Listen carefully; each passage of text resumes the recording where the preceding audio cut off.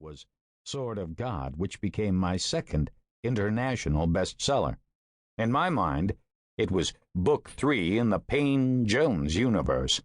But to most readers, it was only Book 2 because The Plantation was never released by a major publisher. That is, until now.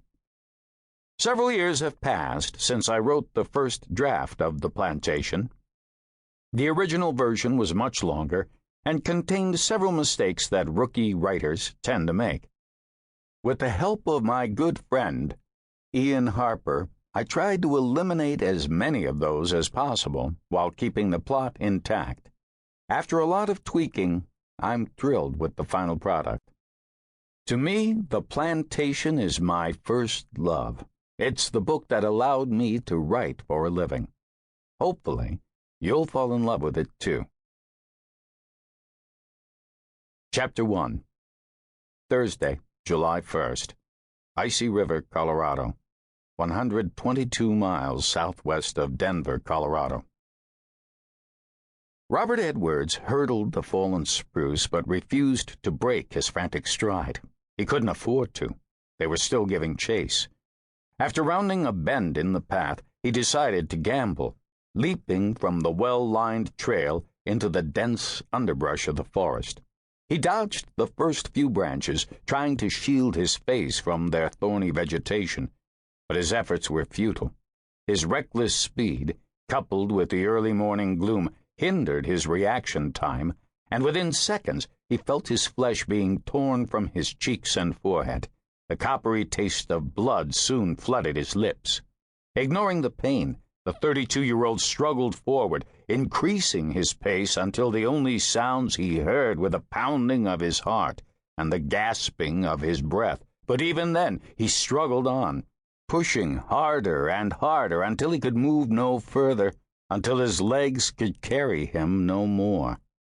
Slowing to a stop, Edwards turned and scanned the timberland for any sign of his pursuers. He searched the ground, the trees, and finally the dark sky above. He had no idea where they had come from.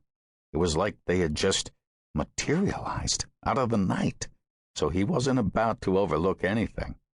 Hell, he wouldn't have been surprised if they'd emerged from the underworld itself. Their appearance was that mystifying. When his search revealed nothing, he leaned against a nearby boulder and fought for air.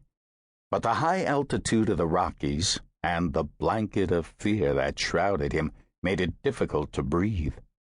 But slowly, the pungent aroma of the pine-scented air reached his starving lungs. "I made it," he whispered in between breaths. "I fucking made it." Unfortunately, his joy was short-lived. A snapping twig announced the horde's approach, and without hesitation, Edwards burst from his resting spot and continued his journey up the sloped terrain. After a few hundred feet, he reached level ground for the first time in several minutes and used the opportunity to regain his bearings. He studied the acreage that surrounded him, looking for landmarks of any kind, but a grove of bright green aspens blocked his view. "Come on," he groaned. "Where am I?"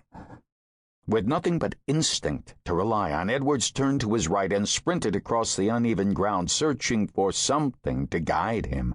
A trail, a rock, a bush, it didn't matter as long as he recognized it. Thankfully, his effort was quickly rewarded.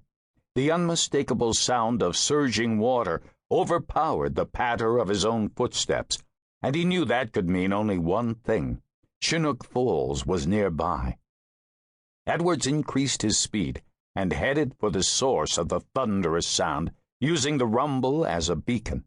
As he got closer, the dense forest that had concealed the dawn abruptly tapered into a grass-filled clearing, allowing soft beams of light to fall across his blood-streaked face.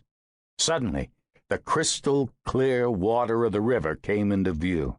It wasn't much, but to Edwards it was a sign of hope. It meant that things were going to be all right, that he had escaped the evil presence in the woods. While fighting tears of joy, the athletic ski instructor